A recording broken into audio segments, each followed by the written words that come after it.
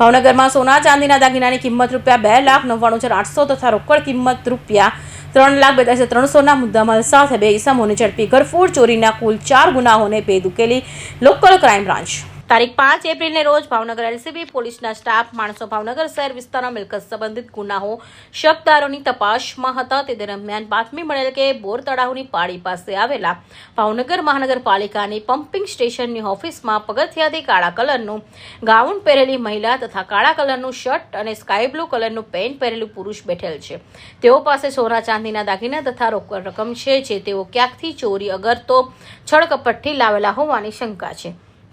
જે બાતમીવાળી જગ્યાએ જઈ તપાસ કરાતા તેઓ પાસેથી મળી આવેલા નીચે મુજબના સોના ચાંદીના દાગીના તથા રોકડ રકમ અંગે કોઈ આધાર કે બિલ નહીં હોવાની જણાવી કોઈ સંતોષકારક જવાબ આપેલ નહીં. જે સોના ચાંદીના દાગીના તથા રોકડ રકમ તેઓ ક્યાંકથી ચોરી અગરતો છળકપટથી મેળવેલી હોવાનું જણાઈ આવતા શક પડતી મિલકત કરતી તરીકે કબજે લઈ તેઓ બંનેની ધરપકડ કરવામાં આવેલ છે.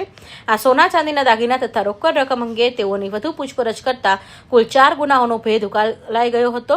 ચોરી કરવાવાળો ઈસમો દિવસ દરમિયાન ભીખ માંગવાના બહાને સોસાયટીઓમાં આટા મારી બંધ મકાનને જોઈ તેના તાળા તોડી પ્રવેશ કરી ચોરી કરવાની તેમજ ચોરી કરવા માટે કોઈ પુરુષ આવેલ હોવાની શંકા જાય તે માટે ચોરીવાળી જગ્યાએ પુરુષના ચંપલ મૂકીને જતા રહેવાની મોડેસ ઓપરેન્ડી ધરાવે છે.